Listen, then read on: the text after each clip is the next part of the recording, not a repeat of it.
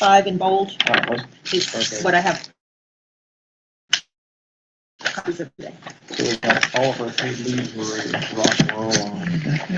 Well, and really, the unpaid leaves were the ones that were just mirrored in the teacher, right, Laura? Here in ESP, yes. Yeah. And then we have teacher, para, In the and insurance one. ESP, insurance clarifications, and then para 5 and ESP 4.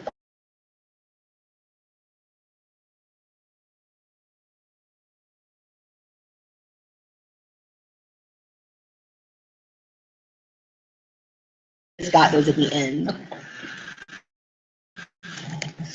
All right, so let's make a plan, so we can do Yeah. it. So, yeah, let's make a plan.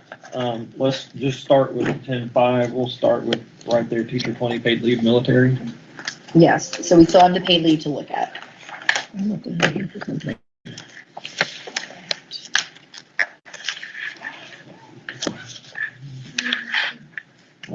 This is not. What are we missing here? Okay, teacher 20.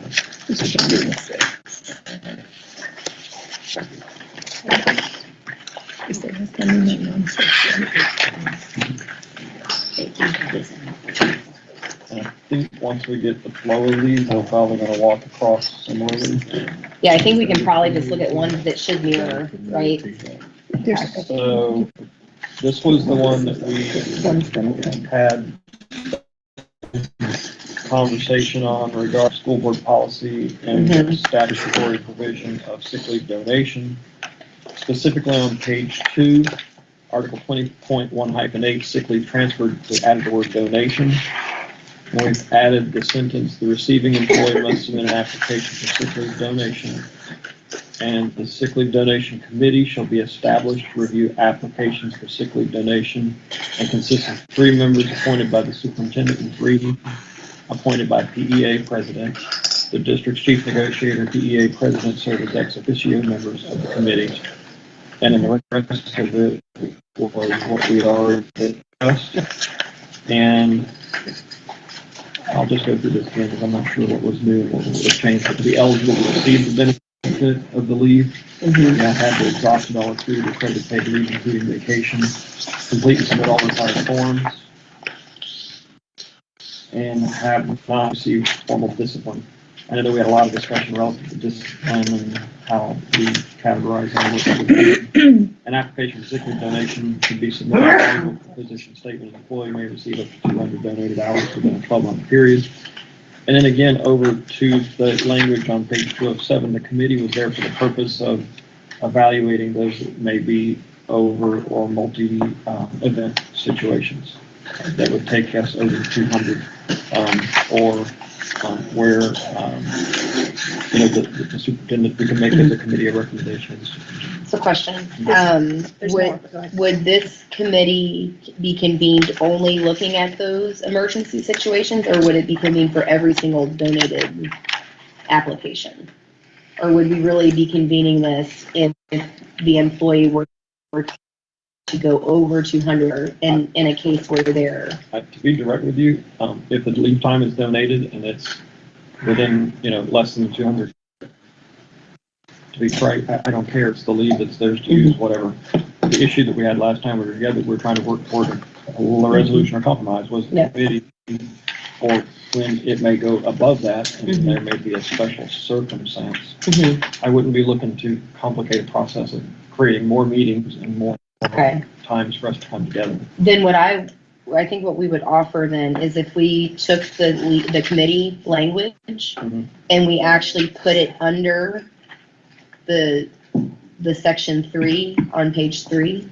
So we're going to take sick leave donation within shall establish. And then that way, and that way it's actually on page 3 of 7 under where employees may receive up to 200. We're going to make a Roman numeral 4. And I think we actually make a subsection of 3. Okay. So because what I'm hearing you say is that really the committee would be convened in those cases if an employee is needing more than that 200 hours. Yes. That's when the committee would be convened. We wouldn't be convened just to look at, Brian, if you need 5 days worth or whatever. I feel like that's the more efficient use of that group of people. I would agree. And so that's why I think that it would make more sense if that committee language were moved there, saying in the event that somebody needed to exceed 200 donated hours within a 12-month period, then this committee would be impaneled to review that or something like that. Because I think it makes more sense and it's clearer there, so that it's not we're convening just when Heather needs a day or two. It's when we're looking at those cases that are going up to that max. So we'll move that as suggested. Okay. Could we clarify the language? I'm just catching up. Let me take a shot at it. The sick leave donation committee shall be established to review applications for leave donation exceeding 200 hours per event. Yeah, or within 12-month There you period. go. That's it. Yeah. I'm sorry. The existing sentence, the sick leave donation committee shall be established to review applications for sick leave donations exceeding 200 hours Per event per or event within a 12-month 12-month period. period. Mhm.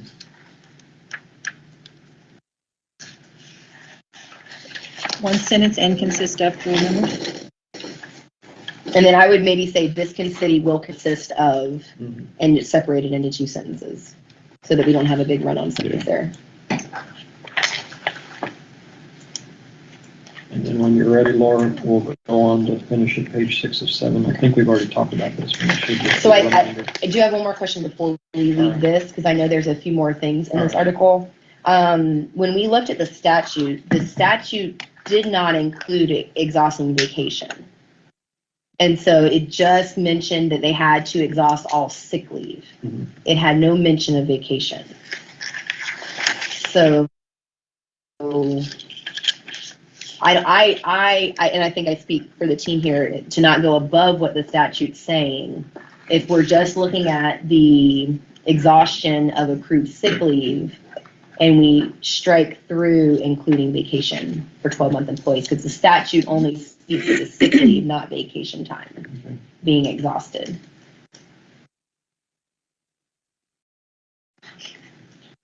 And then I think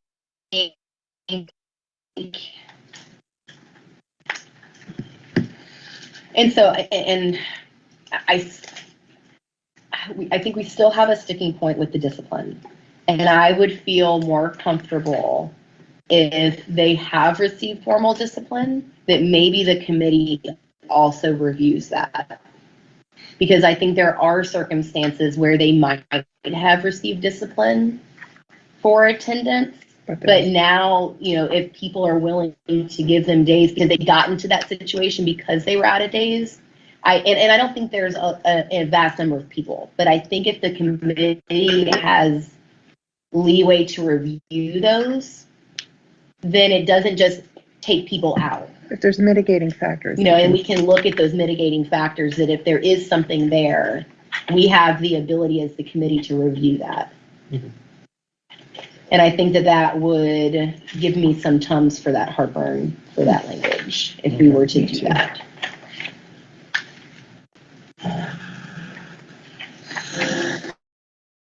All right. We're good? Okay, and then was there 6 of 7. I 6 or think 7? we're insured.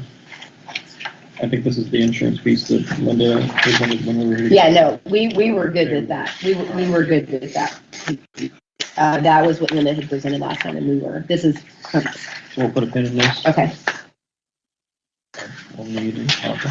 And then if you guys want to caucus and look at what we can, talk about some of the languages, suggestions that we proposed for the sick leave donation, and then if Laura can send me over Appendix H, we can look at that. Or do we have any other copy for presentation today? Or some of those have been pulled already? We have ESP and Para, which should mirror the teacher What we that we just just talked talked about.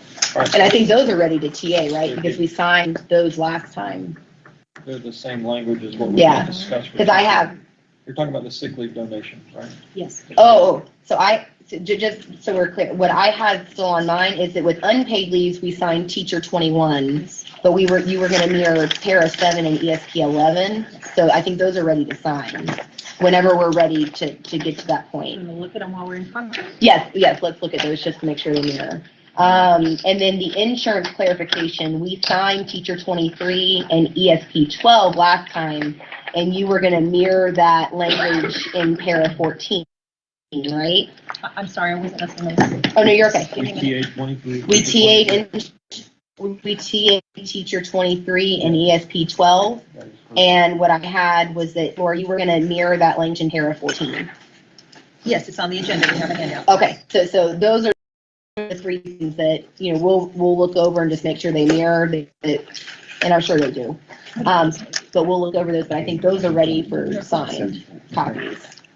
And we can do that while you guys are, Yeah, so let's, Sorry. We already had let's that. go into caucus. That's the one she just asked about. And was this gonna require us to sign as well? Yeah. yeah. But that was gonna be. I took That's what she just off. And so there's a few things we're gonna have to reprint. Yes, we had already reviewed this language. There's a few things we're gonna need to print. And I still gotta clean up the salary appendices. But, Week after. actually, I think that might work because that'll give me time to review some things. I'll have like Jen and Mary Ann and Kevin and some of our folks over here just make sure that the mirroring is good.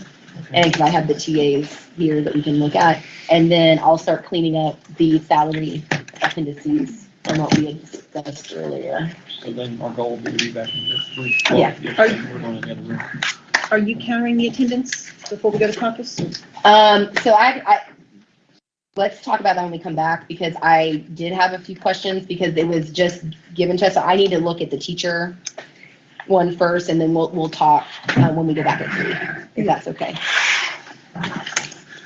The attendance in last time before, or another attendance. It was in association notes. Oh, okay. Yeah. I'm trying to.